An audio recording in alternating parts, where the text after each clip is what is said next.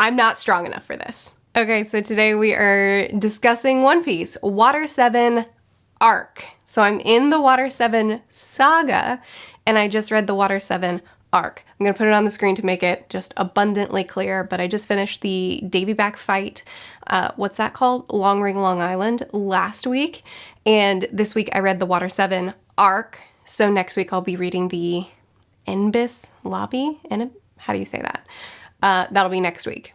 So, just that section. Oh, this will be easier. Water 7 arc. I read chapters 322 through 374, volumes 34 through 39. A couple of things before I dive into it. One, a constant question in the comments and emails and DMs is, are you reading the end pages? What are those called? I've gotten this question so many times I should know.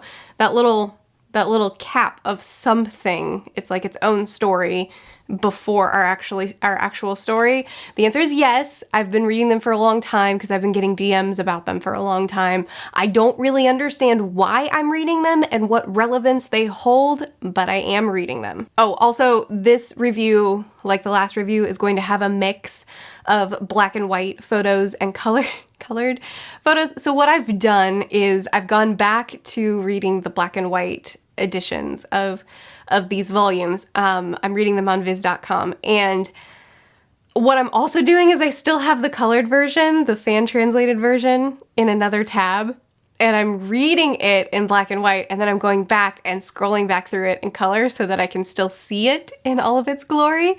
And then I'm also watching the anime behind that, which I'm not very far into the anime. I've actually fallen behind on that, but I am still watching it too. So for this review, I actually finished reading Water 7 arc this morning, so my thoughts are not together. So I apologize for if this is going to be pretty messy, and I also apologize in advance for the length of this video because there's a lot to cover in this arc. I'm going to talk about plot and world first, and then we'll get into character moments.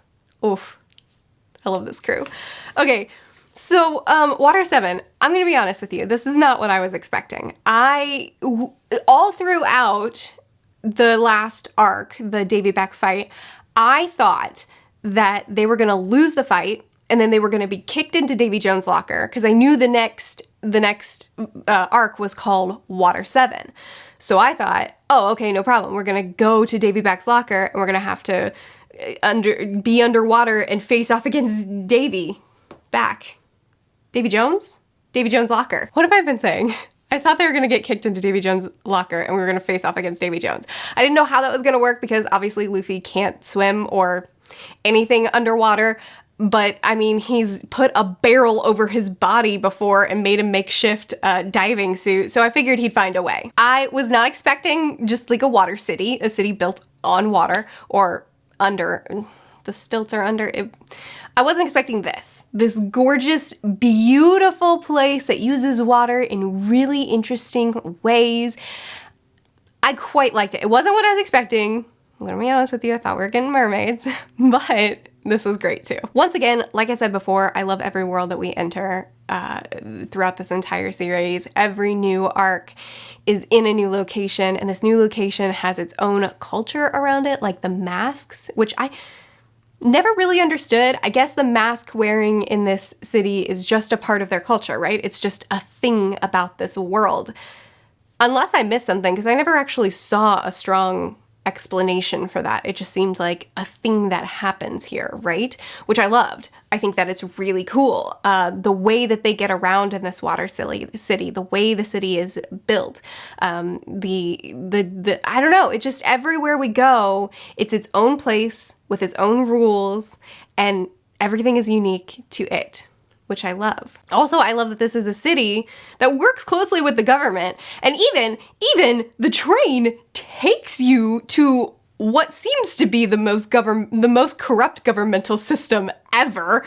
So the next city over is like the world government, where they torture and kill people if they're convicted, and where there's a lot of corruption within their system, and it's like the strictest, most awful place ever.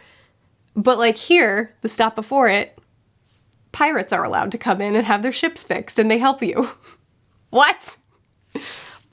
love that. I love that that is the makeup of this world. So anyway, our crew gets to Water 7. It's gorgeous, and it's accepted that they're pirates, and they're even asked, are you planning on looting us? And they're like, is that normal? Is that fine for you to be asking that? You're comfortable with us answering that question? We know that pirates come from all over the world here because the carpenters here, is that what they're called? Yeah, the carpenters. The ship mechanic guys here are just the best, and they do incredible work. And we also learn very quickly that they can hold their own when pirates try to pirate. I loved our carpenters. So I am a sucker for a crew, right? A group of people that are strong and competent and that stick together and that are loyal to each other. And seeing this group of people that work so well together, that work like a well-oiled machine together, and that are strong and powerful and look out for each other, is just like, I loved them. I loved them. I was already trying to pick out which one of the carpenters I wanted to join our crew. I picked the guy that can't help but yell everything. I thought that he was just lovely. I now no longer think that any of these people will be a part of our crew, even though the yell guy wasn't one of the bad guys. Spoilers, I guess. But I mean, if you're here, you're here. Anyway, I'm putting away my hope that the yell guy will be a part of our crew, but I really liked him.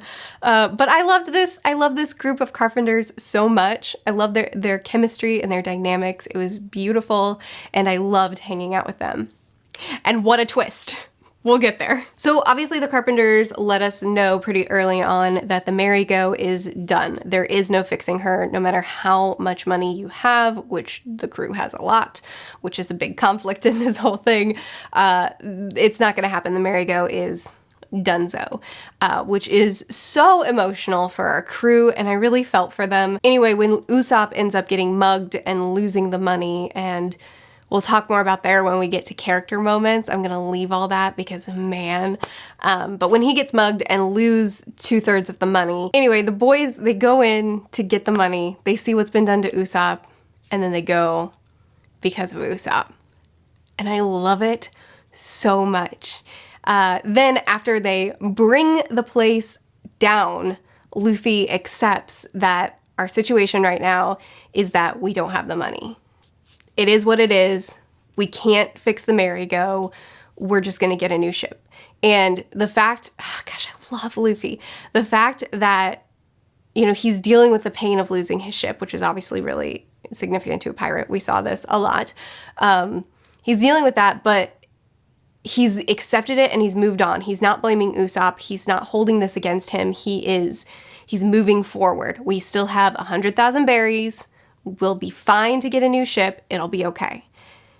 And then when he presents that to Usopp, and he does it in just the most, I think the kindest way he could, you know, because Usopp is dealing with so much guilt right now, and Luffy paints it as no big deal. He's just like, no problem.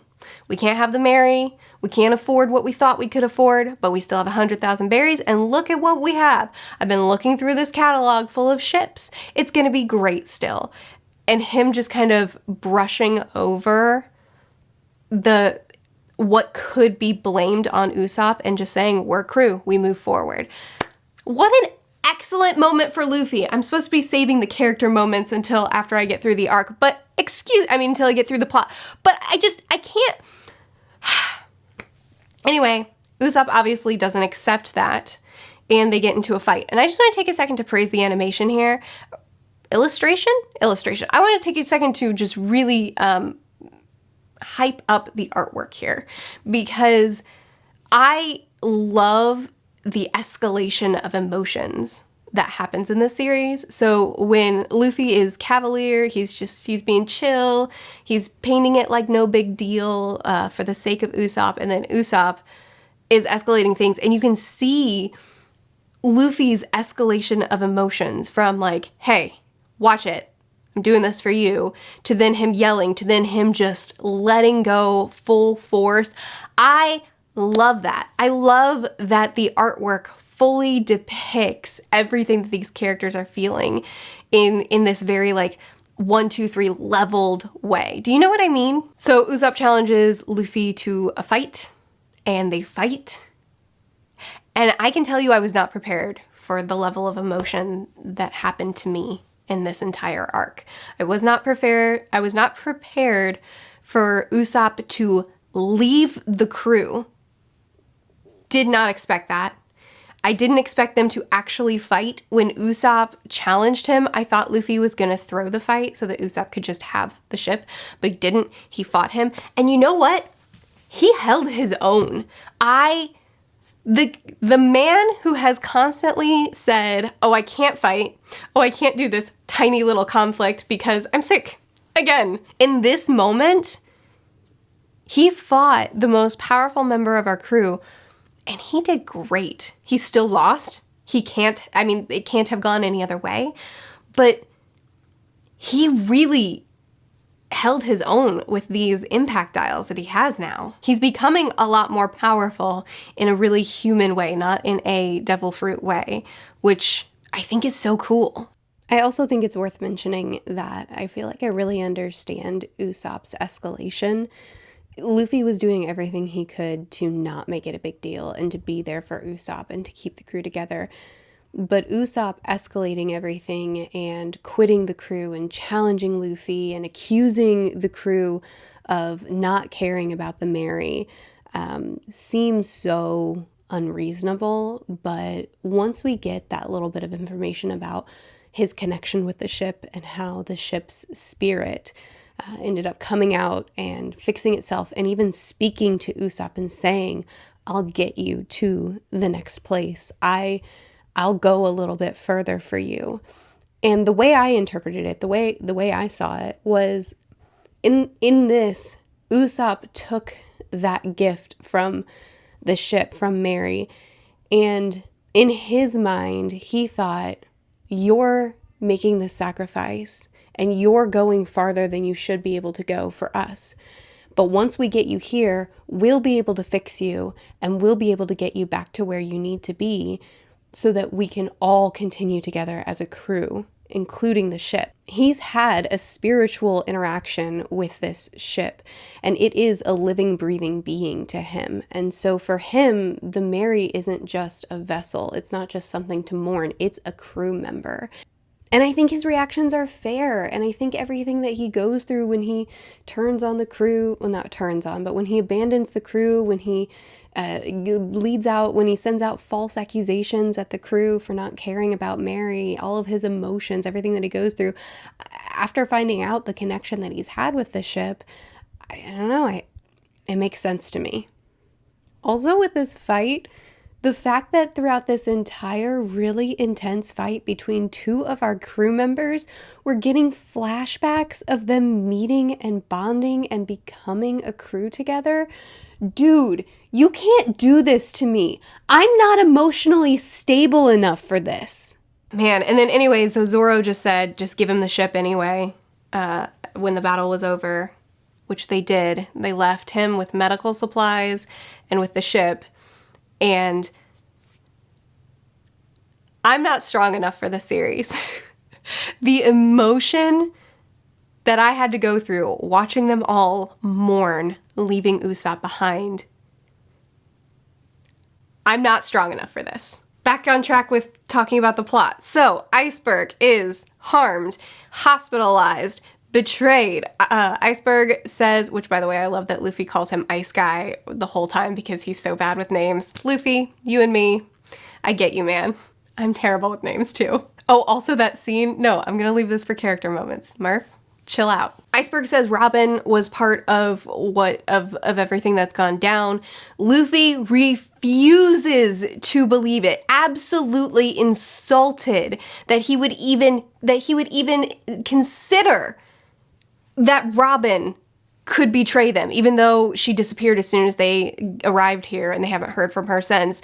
She would never. Luffy's loyalty to his crew. Oh, so good. Then we have this heist of sorts where Robin and the CP9 crew sneak in to finish Iceberg and get the plans, get the blueprints, which he misleads them and gives them a fake. And that's when we learn a lot, when Robin is, watching him capturing him, and that's when he kind of explains why we're all here, and that's because there is a weapon that's powerful enough to destroy the entire Earth, and then there's an anti-weapon, and Robin is pretty much the only person that has enough knowledge to be able to activate this item, which is why there's been a bounty on her head since she was a child. I guess because she's smart enough and able enough, so we should capture a child so that she doesn't maybe possibly become evil someday. Excellent. She says she doesn't want to use this weapon for bad things. She just wants to understand the history of it. Doesn't matter, she's too powerful. She should be taken out just because of the power that she holds.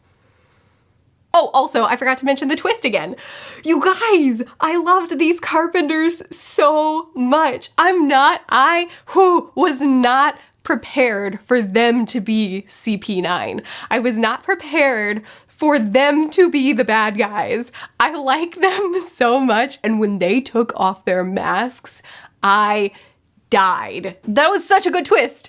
That was such a good twist. And now I have this group of people that I love and that I've been rooting for and that I've fallen for that are these awesome antagonists. Oh, so then Luffy and Zoro burst through the room at the same time. Wait, first Luffy burst through the wrong room. Gosh, I love him. But anyway, they burst through the room at the same time. And of course, the only thing on Luffy's mind is, Robin, good, we found you. I can protect you now. They're trying to falsely accuse you. Luffy's loyalty that he wouldn't even consider, even in everything that's happening, even though they're here knowing that the bad guys are here. And Robin, hi, she's right here with the bad guys. And he's like, oh, good, you're here. Let me protect you. He won't even consider it. And I love him for it. So these carpenters, I love them because they made me trust them and then betrayed me. And that's just like good antagonists. That's good writing. That's really good writing. But I also love them because of how strong they are and that our crew genuinely can't beat them. Our crew, the carpenters are so much stronger than our crew in this scene that it's shown very quickly that we can't win. And I love that that's the kind of antagonist we're facing off against. Because up to this point, it's mostly been how creative can Luffy and crew get with their attacks? How hard can they punch? How determined will they be? They'll always make it through. But stakes have been raised. I know that they can't beat them through skill alone. Like, there's gonna have to be some cunning. It's not gonna just be, I willed it hard enough, so we did it. I don't know how they're going to get past this crew. I don't know what they're going to do because they're too strong. And they prove that when they burn the building down. Actually, I'm only just now realizing this and I love it. So we have the other antagonist that we have was also a flip, right? So we had the carpenters who I loved and who I wanted to make a part of my crew who betrayed me, and now they're too powerful for us to face off against. And then we have Frankie, who was an antagonist, him and his crew beating up Usopp, stealing money, dismantling ships, right? And Frankie was an antagonist that I didn't like. I was ready to get rid of this cyborg because he didn't really do much, you know? Like, he wore a mask and he sent his henchmen out to mug people. And then whenever he got mad enough, he took his mask off and danced. All right. I don't know. He was one of those antagonists where it's like, yeah, sure, he's powerful. He can make him bleed a little, but they will overpower him. You know, I didn't care about his personality. Him striking very embarrassing dance poses every time he wanted to monologue a little bit before he threw some punches. Like, I don't know. I just don't like him. But we had the amazing carpenter crew that betrayed me. And then we have Frankie, who was an antagonist, and he flipped as well. And now he's great. We learned that he was a part of the original carpenters that built the Tom Puff train thing with Iceberg and the frog. And now I get a flashback. Again, a really emotional I wasn't prepared. I already got the emotions from Usopp leaving our crew and fighting Luffy. I thought I was done crying. But then I got And then I got Frankie's flashback, and I wasn't prepared for this. I didn't bring enough tissues for this arc. Seeing his beginning and Iceberg's beginning, their apprenticeship with Tom and with the train lady and with the frog, and then Frankie's own inventions being used against him to harm Tom, to kill Tom, essentially. I mean, it was a delayed death, but you know, Tom's sacrifice for them. And then we get out of the flashback only for Iceberg to see Frankie still around and tell him, leave town. He gave him the blueprints so that the blueprints would be safe because he still trusted him despite everything they've been through together, despite still not liking him. He gave him the blueprints and he said, leave town. And then he told him, I'm glad you're alive. I can't deal with it. I can't deal with the emotions that happen in this series. Okay, wrapping up the plot really quick. Then we have some stuck crew members. The crew finds out that Robin never betrayed them, and they get out. Big wave comes. The train leaves without them, and then they get on a new train with the Frankie crew to try to catch the train so that they can go save Robin. Right? Okay. Plot. And this arc ended on quite the cliffhanger. We're in the middle, I should have said this earlier, we're in the middle of the train. We've now gotten past multiple nefarious foes, and now we're at the train car once again with the people that we can't defeat because they're stronger than us, still standing in the way of Robin, and we're on our way to Enbis Lobby, which is not a good place to be. Why did we end here? Why is this where this arc ends? There's so many questions I have, and this is such a cliffhanger. The plot was excellent. I enjoyed every moment of what happened. There were so many twists that I just was not ready for. There were characters that I loved, that I got to love in a new role. There were characters that I didn't like, that I got to learn to love as I got more depth out of them. Everything that went on with Robin was too much for me. I wasn't ready for her to betray them. I chose at the end of the last arc to trust her and to not believe sleepy military guy. But instead, she does betray them, only to not betray them or like choose the other side. There were so many moments where I was going and then I was just knocked off my feet. And it was excellent. The new characters we meet are incredible. The action, the stakes being raised, this plot was so good. But also, I have grown to appreciate Osa's little moments so much. There are so many things that happen in this series that are such small little details, like the hat guy's steel grip when we first meet him, being able to clutch the ground and stop himself from falling, and how that pays off when we realize his abilities. The frog facing off against the train seemingly senselessly at the beginning of this arc, and the emotional impact of why he's doing it later. There are so many little things that happen that at the moment it's like, okay, sure, I guess we're doing this now. But I've really learned to trust this author because these little things end up paying in such a monumental ways. They come back around and it's like, oh, that's what that was. And it's so satisfying. And I end up liking random things like a giant frog with a weird hairdo. I'm somehow really attached to this giant frog now. And I love that. I love his ability to utilize these little moments like this. Character moments. I really want to do this. There were certain things in the plot that I kind of breezed right past because I wanted to really focus on them with the characters, because while this plot was excellent, it is always, always, always the characters that will shine in the series. So there were amazing crew moments throughout this, moments where our people just worked so well together. This Straw Hat crew has the most incredible chemistry amongst them. It doesn't matter if you remove one or if you remove half of them. It doesn't matter. Whoever's left in the scene that we're looking at, they will work together or against each other. The way they are together will always be such a satisfying thing to read. The dynamics between each and every crew member is incredible to read. So moments I loved with the crew as a whole, or individual pieces of the crew. I loved at the very beginning when Luffy and the most of them were fighting over what their next crew member is going to look like. They're looking for a carpenter. They're coming in to get the merry-go fixed, but also to get a new carpenter. And they're arguing over, Sanji wants a babe, and Luffy wants a big guy that looks like his drawing. Zoro doesn't care what the carpenter looks like, just as long as they're good. Then in the background, you have Nami, who's really excited about this map that the train conductor drew her. She's like ready, she's the navigator. She's ready to navigate. And then it turns out to be this crude drawing.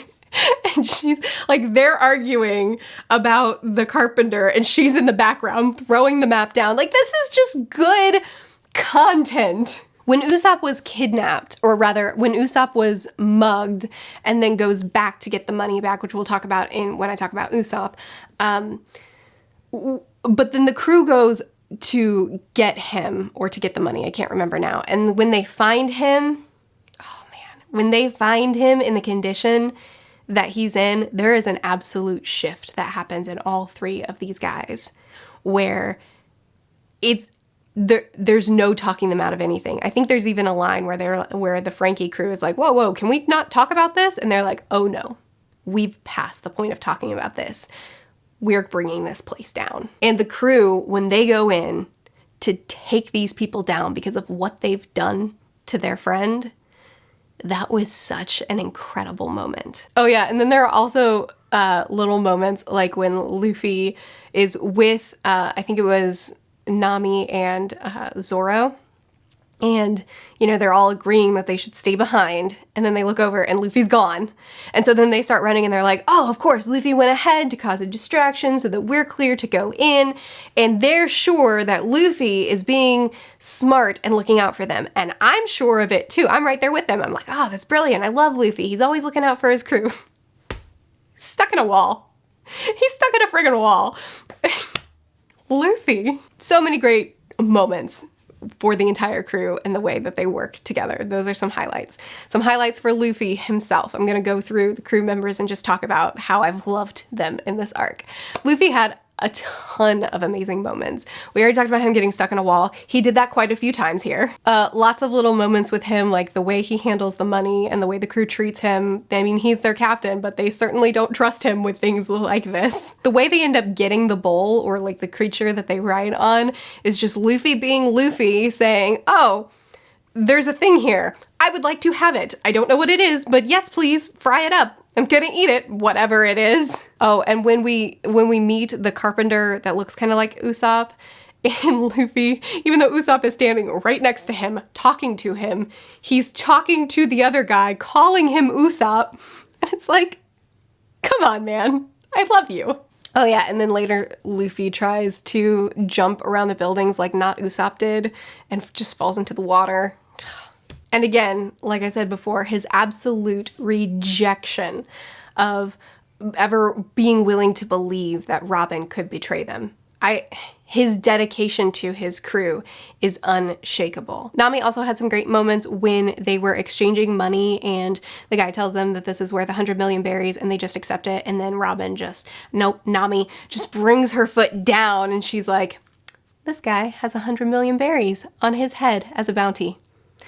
Give us the correct appraisal or we're gonna kill you. Like, oh my goodness, what a power move. But I think my favorite scene with Nami was when Iceberg tells her that Robin didn't betray them and that she's sacrificing herself for her crew, despite the fact that Robin has always sacrificed whoever she gets in line with for her own agenda. She is ruthless. She's betrayed a lot of people. She has no issues. But this time she didn't. And when Nami realizes that Robin didn't betray them or isn't going to betray them again in the end, that Nami that she falls over because she's so happy that Robin is still a part of them. I mean, she's not. Robin has left the crew, but you know that Robin isn't going to betray them once and for all. And then that line that she says when he's like, what are you going to do? There's nothing you can do at this point. And he's like, and then Nami says something along the lines of, this changes everything. It's not over. This is just the beginning.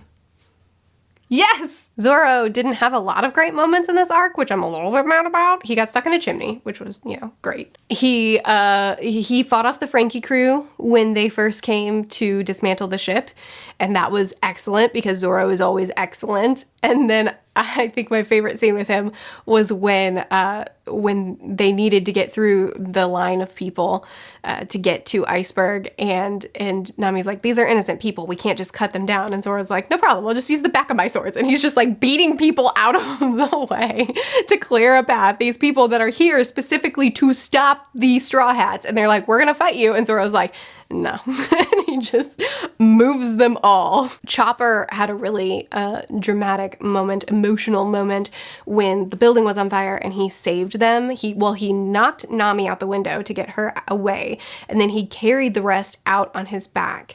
And he was badly injured too. And when he saw everybody there, his first thought is, I need to take care of their injuries. I need to tend to their wounds right before he himself passes out.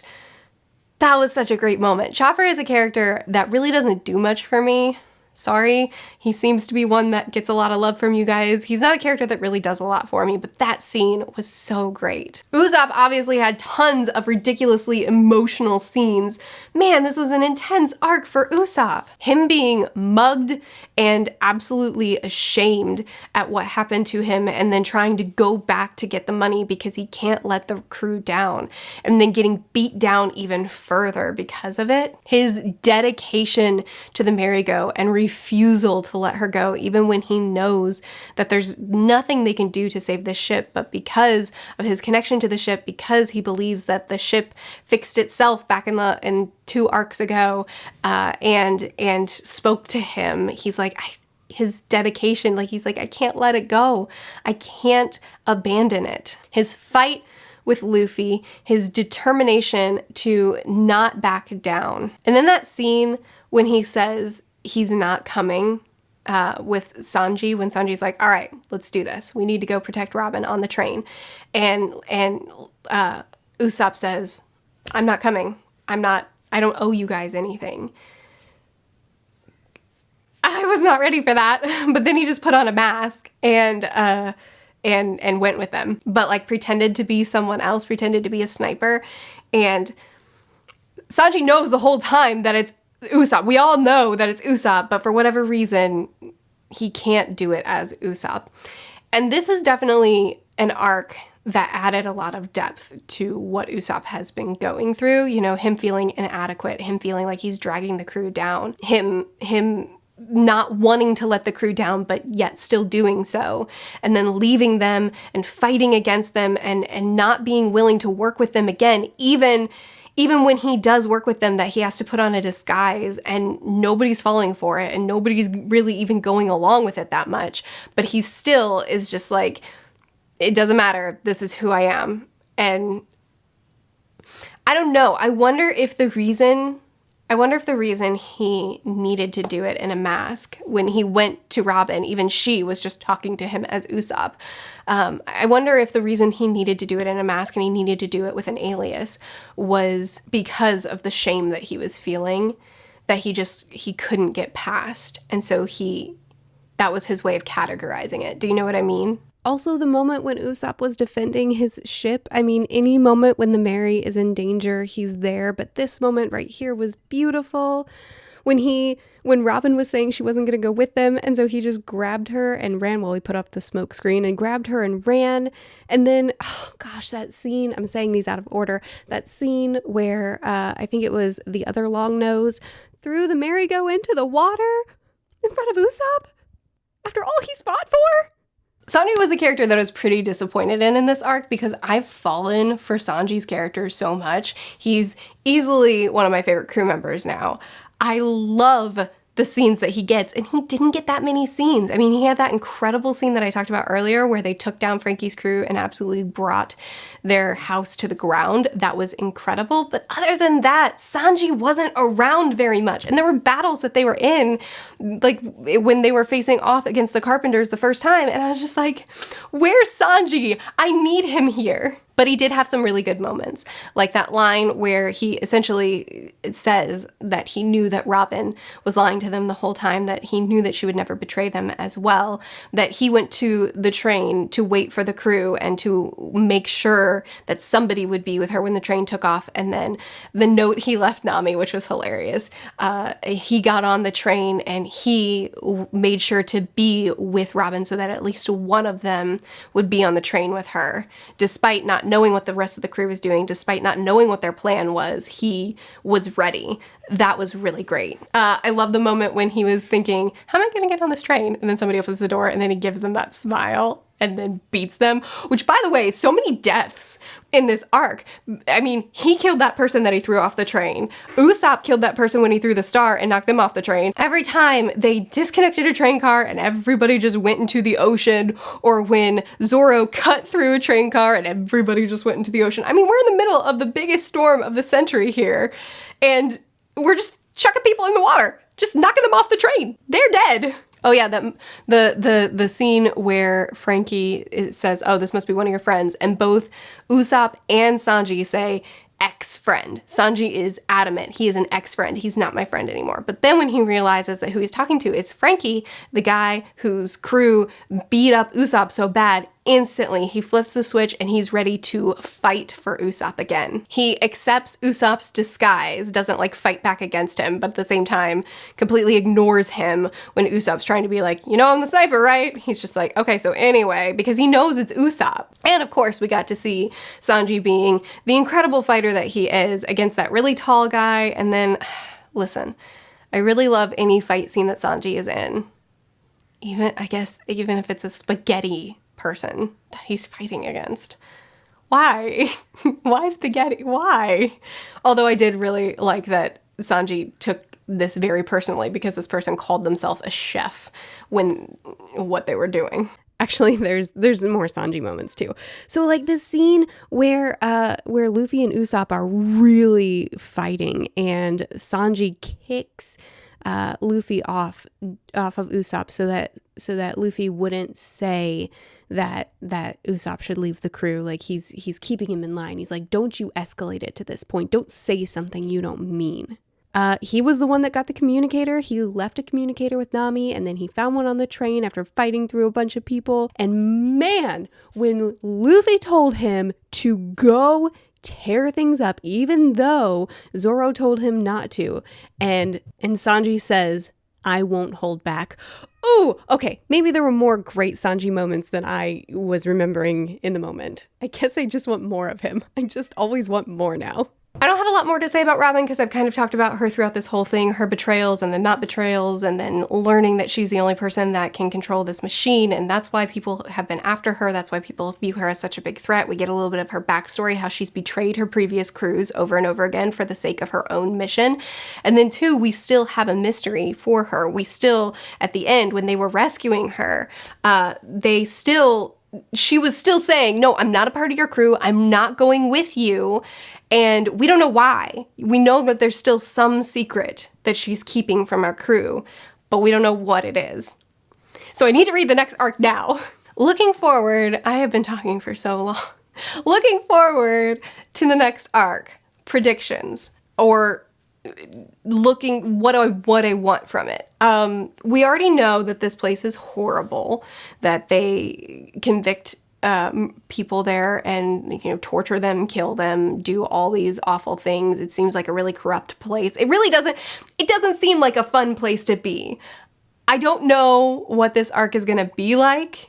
I assume it's going to be pretty intense, pretty high action, pretty high stakes, but it doesn't sound like that much fun. I want to know what Robin's next secret is. I want to know how our crew is going to get out of this danger that they're in right now with the impossible crew, the crew that they can't beat because they're too powerful, and they're now all in a boxcar with them. How are we getting out of that situation? Are they just going to be handed over when they get to Inbis lobby? Or are they going to be beat up and captured? What's going to happen? And I want to know what's up with the merry-go. Who was it? It was Longnose, not Usopp, carpenter guy, I believe, that chucked the merry-go into the storm. So it's assumed that the merry-go has been destroyed at this point and we're done with it, but I really just don't think that that's the ending that we're going to get for it. Right? Is there more to come with the merry-go? Is it ever going to get fixed? I don't know. But there's a lot. There's a lot that happened, and there's a lot that I'm looking forward to. This has been a very overwhelming and emotional arc, and I enjoyed it so much, and I am so excited to see what comes next. I would love to chat with you more about this, even though I've been talking for 15 years. So chat with me more about it in the comments. Check out my Patreon if you feel like it. We talk a lot about One Piece in our One Piece channel, and I give a lot of live reactions and predictions and incoherent screaming as I'm reading through it over on the One Piece channel over there. But I'd also love to continue chatting with you about it in the comments. I read a whole lot of comments. You guys have been great about not spoiling me and explaining some things that I missed or messed up, so that's been awesome as well. Thank you guys for being so fun to read the series through with. I've been having a great time with you guys. I post videos every Tuesday through Friday. I'll see you again next One Piece Friday. Bye.